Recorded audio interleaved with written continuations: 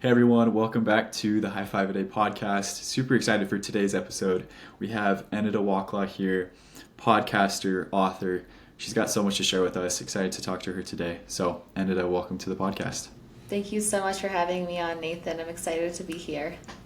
Yeah, so just to kind of dive right into things and to share a little bit more with everyone listening, just kind of tell me a little bit more about yourself and what makes you you. Like, what's brought you to where you are in your life right now? Yeah, so I'll kind of go back a couple years. So I'm originally from Chicago, Illinois, and I was born and raised there, and I grew up in the suburbs and then eventually moved to the city as I graduated high school, and I loved the city life. And when I was 20 years old, I found myself going to cosmetology school because I really wanted to be a hairstylist. And while I was in cosmetology school, I also found myself in a relationship with this guy that I thought I liked and I thought things were mutual, but things really weren't mutual, and there were so many red flags right off the bat. I just was too naive to like really look into it. So then I was like, it's okay. I'll just kind of brush off like the red flags and keep doing my thing. Cosmetology school was about 10 months, and I think like after 2 months of us dating, like we already moved in together. And then while I was in school, I felt like I was kind of always in school because I was Mhm. like numbing from the relationship. So, for example, I was going to school Monday through Friday, 9 to 5. And Oh, wow. then if I wanted to stay after school and make up extra hours or graduate early, I can stay from school at school from 9 a.m. to 10 p.m. And I was so excited about that because I didn't want to be around that person I was in a relationship with because I was always finding ways to avoid. And then I loved working at the salon because it was like the best hours for me. It was 1 p.m. to 9 p.m. every single weekend, every single holiday. Like I don't know, like I might be a little crazy. I liked it, but then I also felt like it was like a coping mechanism while I was in that relationship. And then fast forward to I'm still in school. We actually ended up getting married when I was 21 years old, and I knew I shouldn't be doing that. Like, you have that gut feeling. You're like, I'm doing this, but I know I shouldn't be. Well, that was definitely me. So then, kind of like telling myself, I'm like, it's okay, Aneta, just suck it up. Like, you'll be fine. Like, if you want to leave, like, there's always options. But for now, just take your lessons and move on. So then, flash forward like a year and a half later, we just ended up going our own ways because things were just way too chaotic. And I felt like that relationship has broken me down to the core. Like, I mean, shattered broken glass, you stepped on it 10 more times. And I really needed to find a way to build myself back up from there and to start my healing journey because you always hear people talk about a healing journey and really accepting what has happened to you and how you can move forward from it. But I didn't know how because there were so many distractions in the city. I had my friends, I had my job, apartment, whatever. There's always something going on. So then I started working at one of my dream salons and things were going good. And then after like I think 10 months of working there, I just decided to part ways with the salon. And then that's when I really decided that I was going to take my healing journey serious. So then when I left the salon, I left behind my career of hairstyling and moved to another country, and I started writing and podcasting because I just wanted something new. I wanted to go somewhere where nobody knows who I am and I can be who I really want to be. So that's just kind of a quick little wrap of where we are now. No, that's great. I mean, that's I feel like in a way there's a lot of people going through that, or at least it seems like you see a lot of people going through similar things now, and I think because of that, it doesn't necessarily diminish anyone's experience, but it more than anything, I think it like enables people to connect on it and to share the experience to grow stronger both individually and together. And So like as you've gone through that process and you've done all these different things, you've come to a whole new place. What new horizons have you found, and what have you come to feel like you learned from all that? And I guess let me come back. It's just what new horizons have you come to, and frontiers that you're just so excited to see stem from what you've healed from, the journey that you've gone through from that. I think one of the most impactful things is knowing that I'm not the only one who's going through those situations, because I really don't like to label, but there were a lot of like narcissistic traits from the other person, and things were just really wild. So like I Yeah. would always like self-isolate. I would always keep everything to myself. Oh, it's okay. Like this is normal. But then towards the end, when I was getting ready to walk away and move on, I started talking with people and they were like, that's not normal at all. So then when I started to learn how to share my story in a healthy way, I started to realize there's so many people out there who struggle with similar things, and if you don't talk about it, you can't help others. And that's also like why I started writing and why I started podcasting as well, because I just want to give people the resources and the education that I once needed during those dark times. Yeah. No, I think that's awesome, and that kind of that carries me to something else that I wanted to ask you. I saw you have your book, journal, blooming with self love. So tell me like a little bit more about it. Like what inspired it, and what exactly is it, and how does it help people that use it? Yeah, so I'm a firm believer that you are what you tell yourself you are. And when I was in cosmetology school, you work at the salon, you know everybody, you know a nail girl, Hmm. you know an eyebrow girl, eyelash, hair, all of that. But what they don't talk about is the internal part, When they talk about self-care, they talk about going to get a service done. But what about your mental health? What about your emotions? And that's not talked about enough. So I really had to rewire my brain to say, like, think positive affirmations and tell myself positive and kind things every day, because if you don't, then you're just going to go down a rabbit hole of things, of negative situations Yeah. in your mind that don't even exist. And that's just where blooming with self-love came. Is I wrote like a 31-day positive affirmations book and like a gratitude journaling, because if you don't feel like you can fully open up to somebody about what you're going through, what you're feeling, just write it down. Do a brain dump on there. And that's also really helpful as well. No, definitely. I myself, I love journaling. I think it's kind of a double-edged sword. It can be like one of the hardest things to start, but like once you start, it's so empowering to be able to have that outlet when you feel like you don't have anyone else to communicate with, or you don't know how to communicate what you're feeling, what you're going through with other people. And it forces you to really be honest with yourself, because you just start writing things out and you're like, oh, like, is this really how I feel right now? And you have to kind of come to terms with your feelings and your thoughts, and you have to make choices and decisions about how you're going to move forward. So I think, like you say, what you say about yourself is what you believe, and it becomes your reality. So I think that's super awesome. And I was kind of looking through what you had in there in the book, and it just looked like it looked really powerful. For you, what's something in there that it's like one of your favorites, or like an affirmation or mantra in there that for you is really moving and powerful and inspiring? I think it's just not limiting yourself. Because I usually have like 3-page list of affirmations that I'll just go through and tell myself all day. But I think it's understanding that you are capable and you are able, and not having limiting beliefs, Yeah. because we are capable of anything and everything that we want and desire. It just all starts in our minds. If you tell yourself you're Yeah. not capable, you're not going to be. But if you tell yourself you are capable, then you will be. So I'm really a firm believer that that's what it is. Because when I was also in my last relationship, I wasn't doing that. Like I was trying to, but then like and the other person that I was with was always just like trying to come back at me with like negative thoughts. So it also really shows you how powerful and important it is to have a positive mindset. because if you hang around low-hanging fruit, then low-hanging fruit, it's not going to be top tier.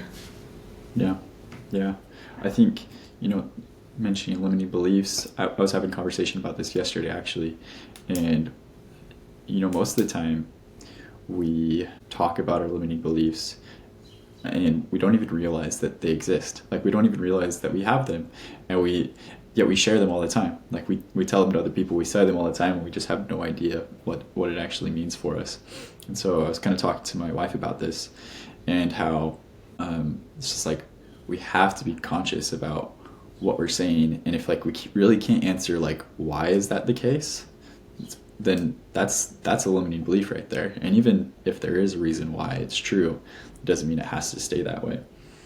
And so, like you're saying, when you have this outlet, a place to communicate with yourself especially, you really get to break those down and see, like, what do I currently think about myself, and how can I change and improve that? Is that something that you've kind of seen be true with going through those for yourself?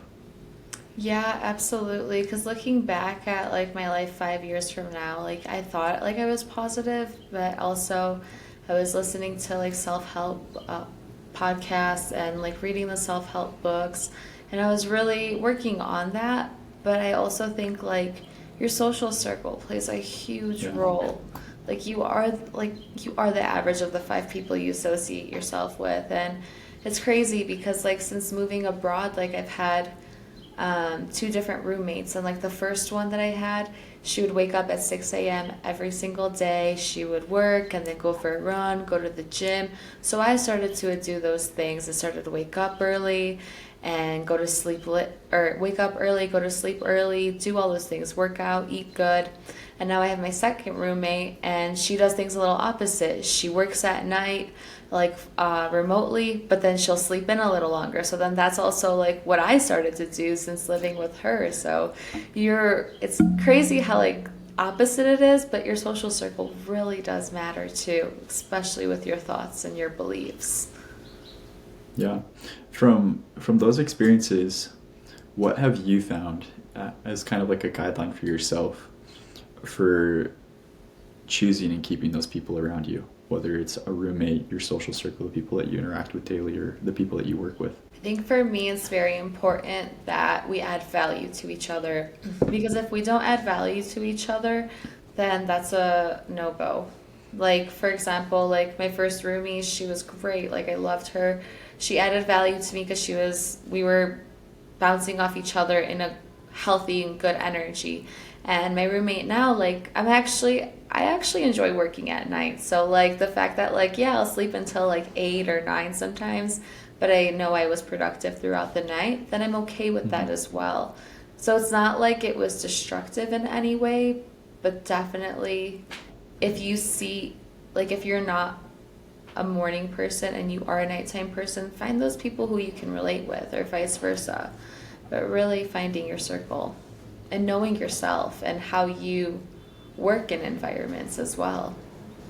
Yeah, no, I think for me, what you just said there is like knowing yourself. I think that's the most vital part of it. Like, if you don't know yourself well enough to know what you need and how people actually are contributing to your lifestyle beneficially and negatively, then you really can't know how they're affecting you, and you really can't know if they're there for your good, um, or if they're there for good or for worse. So I think that's a really great point, to be able to recognize that through knowing yourself really well. I think for me is what rings true the most. Absolutely, I agree. So going back to your podcast as well, I love, it's kind of like your theme catchphrase, nourishing from the inside out.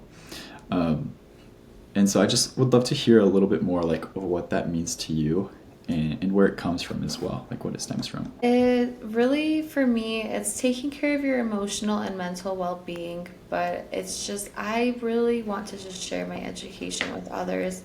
I feel like I've learned a lot from 21 to 25, because I'm 25 now, and I sometimes I feel like I lived 5 lives already. Like, I don't know, is that valid? Because like I went to school, got married, got divorced, moved abroad to another country, and just started like a whole new career again. So basically, it's just if you can't be stable with yourself, then you won't be able to adapt to new changes as quickly or as smoothly. That's why I want to, like, on my podcast, I tend to interview people who are like psychologists, doctors, therapists, all those kinds of people, because I'm really interested in psychology and understanding how to create healthy relationships. You know, I say I left one unhealthy relationship back home before I moved, but I actually left three. So I left one with my ex, I left one with an old best friend, and then an unhealthy work environment. And it doesn't have, like, your unhealthy relationship doesn't have to be with an ex partner. It can be with a job, it can be with a friend, or it can even be with yourself. And I think that's the most valuable thing, is having a good relationship with yourself, being comfortable in your own skin, and then being able to pour into other cups. So that's like my goal with it, essentially. No, I love that. I love that. I think, same here as well. I love learning things from a psychological perspective, and I think the reason is, and I think a reason why a lot of people enjoy it or enjoy learning about those things is because more than wanting to understand just how the brain works, we want to understand how we work. Mm-hmm. And why we are the way that we are, and how the people that are close to us, just like we were talking about, why they are the way that we are. Because then not only are we finding people that bring value to our lives, but we find better ways to bring value to other people's lives, which is what's really the most fulfilling thing in life. So I totally agree with that. And for you, as you do that, as you bring on these people, you interview them, you learn from them, how is it enabling you to fulfill your goal of helping others nourish themselves from the inside out? I think that relationships are, us as humans, we complicate them more than we need to. Or there's people who are naive, like I once was. I remember, if you told me the word divorce when I was a kid, I would be so scared of just the word that I would just walk away and try to block it out of my mind, because I didn't want to go through that. But now that I realize, it's one of the biggest blessings in disguise, truly, because I always say, like, your setback is setting you up for a great comeback. Because if you think about it, like a bow and arrow, the more you pull an arrow back on the bow, the further it's going to go. So the more you get you get pushed back in life, take that as an opportunity to grow. Take that as an opportunity to figure out who you are and what you really want, and then you can go forward even further than what you can ever imagine. I can do that. Well, I like that analogy, and for me it brings a couple thoughts, because at the same time of being pulled back in order to go forward, if you pull too far, either the arrow falls off or the bow breaks.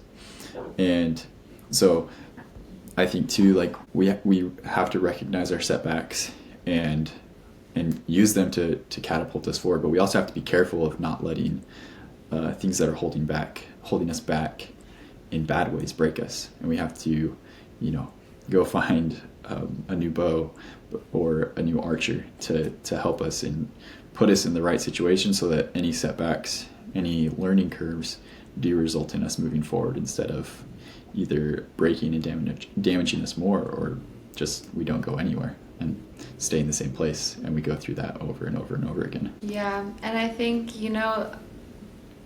I heard this quote the other day, and it said, us as humans, we're not afraid of dying, we're afraid of living our potential. And that really stuck with me, because it's like, how many times are we afraid to go try something and fall? And we're afraid of falling because we're afraid of failing, but we're not actually failing if you go and try something. You go and you learn. Fail is just first attempt in learning. So if it doesn't work the first time, it's going to work the second, or even the fifth time. But you just have to get up and keep trying, and get up every time you fall down. I think that's also one of the most valuable lessons that I've learned is the resilience to keep going because like I don't think that I would be able to take my healing journey more serious and to start writing and to create Nourished Inside Out if I was still in Chicago where I grew up because it was so familiar. There's so many distractions. And I think once we get outside of our comfort zone and we go somewhere new, it gives us the opportunity to not think about those negative situations because we have other things to figure out. For me, it was where am I going to do laundry? Where am I going to live? Where am I going to go get food? What are grocery stores here? What are they called? I have no idea. So when you get outside of your comfort zone to grow a different area of your life, you don't think about the negative things that happened in the past. No, definitely. I've heard a lot too, the comfort zone is not the growth zone, and everything outside of it, it's the faith and growth zone. And if you want to do any growing, any stretching of your faith in what you believe, you can't stay in the comfort zone. It's not that it's a bad place to be. It's not a progress place. It's not something that moves you forward. It's comfortable because you're not going anywhere. And so, yeah, no, I wholeheartedly agree with that. And I think it's a really good perspective to have, that if you want to do new things, you have to put yourself in new circumstances, which obviously, like you just said, like you've totally done. And going from Chicago to Mexico is, I'm assuming, a very stark contrast. For you, do you speak Spanish? Like, there a language barrier when you first moved there? Yeah, so long story short, I moved here in like June, and then prior to that, a couple months, I went to like Guatemala and El Salvador. And I remember I was in El Salvador, and my Uber driver was like, Aneta, like if you want to be here, like you have to say por favor. And I was like, that's great, I'll say it. But what does that mean? I had no idea. So no Spanish at all, like starting from ground up. That's a challenge. Yeah.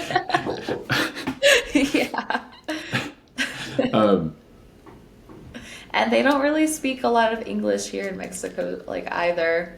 You'll go to the touristy places, well, they're gonna know some, but not that much. So you really have to put yourself out there if you want to learn. And what has that done for you, just like from like a worldview perspective, connecting with other cultures and understanding people? What has that done for you to learn a second language or be learning a second language? It's really humbling and it makes me appreciate things a lot more. A lot of times people ask me, why Mexico? Why Mexico? You literally went from Chicago to Mexico. It doesn't make sense. And I was like, yeah, I think Chicago is cool, but I wanted to go somewhere where things were more simple. And I say that because people here, they actually live in the present moment. And you don't get that in the city where I'm from. It's like the city where I'm from is always on the go and it doesn't sleep. So I wanted to go somewhere where I can just enjoy the present moment without working every single day from sun up to sundown. And I think that was like one of the most things that I appreciate. It's like you want some food, you just go downstairs and there's some street food somewhere. You want some fresh bread, you go to the bakery, and it's just so like it's a breath of fresh air. Yeah, no, it definitely is. I know for me, living in El Salvador for a year, that same experience, it's like you just come to appreciate other people so much more. And for me, it brought with it a different cultural understanding too, because I grew up in a small town in Washington, in a farming community. So we had a lot of migrant workers that would come every year. Some people lived there all the time and became citizens and stayed. Other people were just there for harvest season and they'd go back to Mexico and different things. So I was around them a lot, but there was always that language barrier. And it kind of created, because all they did was work on the farms, their kids would come to school, they would struggle because they didn't speak English very well. And so they're kind of developed, there's just a barrier of where you felt a little bit superior to them, which is a horrible thing to do. But I didn't realize that was there until I went And I became the opposite side of that. And then I realized, like, I've had this thought process, this belief system all this time without realizing it. And so then being able to learn Spanish and break through that barrier, it just made the relationship so much more beautiful, and the connection just so much deeper, to be able to connect and understand people that are different from you and why they're different from you, and to connect with them in those different ways. I think for me, living in a place like that, the thing I loved the most was seeing how happy people could be and are, in such humble circumstances and with so much less than anything we consider normal, in the United States, for example. Yeah, it's just a total different culture. Like, it really does make you appreciate as well. Um, like your whole perspective is just different. Like, I think it humbles you, and it makes you appreciate all the little things, because my parents are originally from Poland, but they went to America when they were 18. So like, I didn't really see what life was like in Poland when I was a kid. I probably went 2 times, but I was like under 10 years old, so I don't remember it.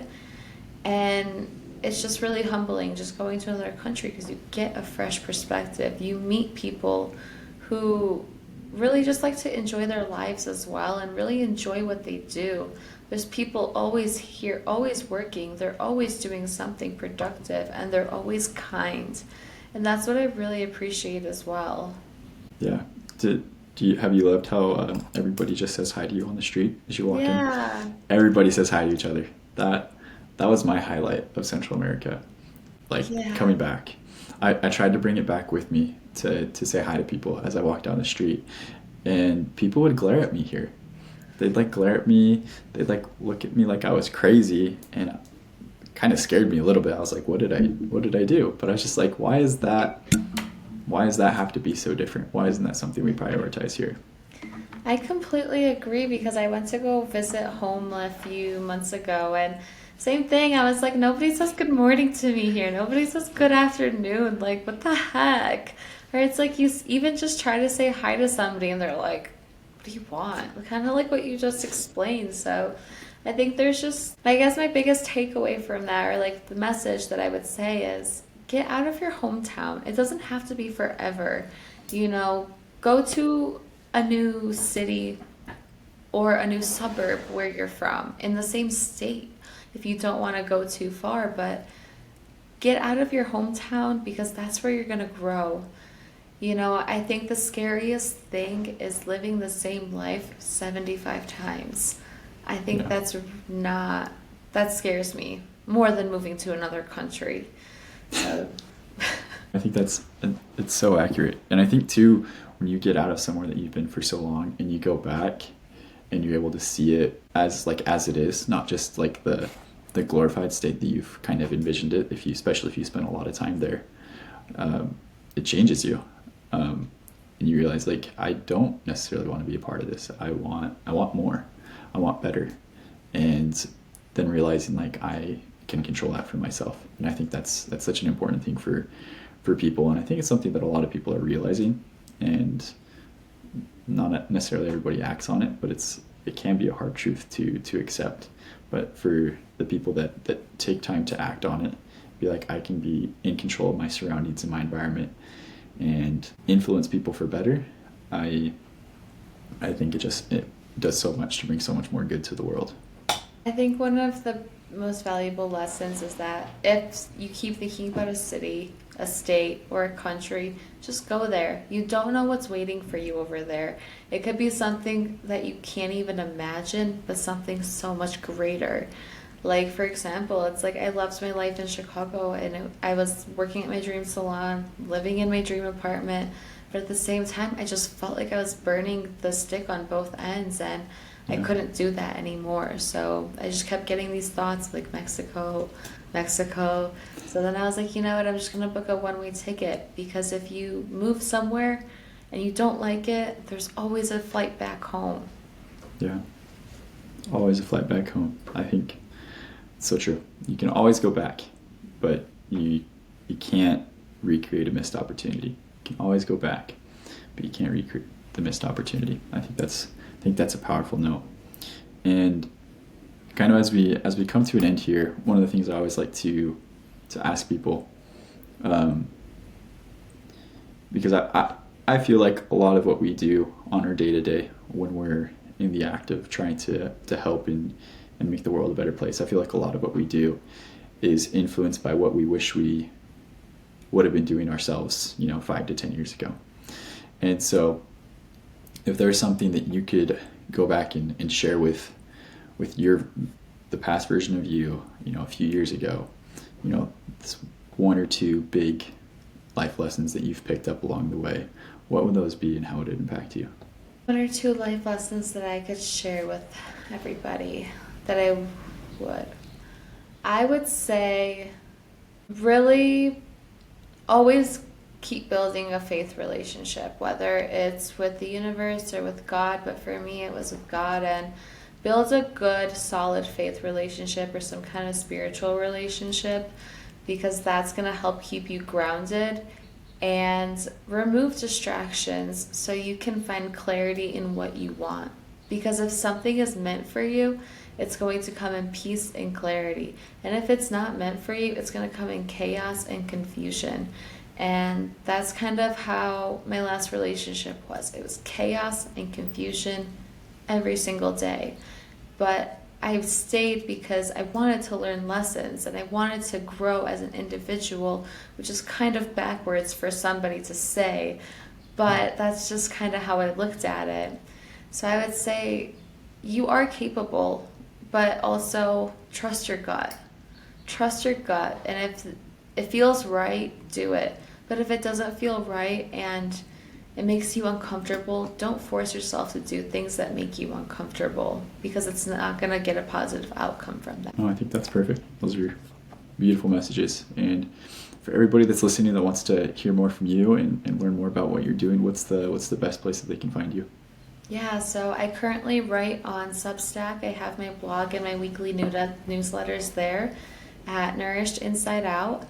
Instagram would be Aneta Waclaw, or my podcast, Nourished Inside Out. Those are the 3 ways to stay in touch. Perfect. Well, Aneta, thank you so much for coming on. I've enjoyed having you.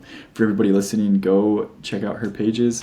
Go learn from her. She's doing so much to make the world a better place, and hope she can inspire a couple of you that are listening. So for everybody that's listening, I hope you've enjoyed, and we'll see you next time. Thank you so much.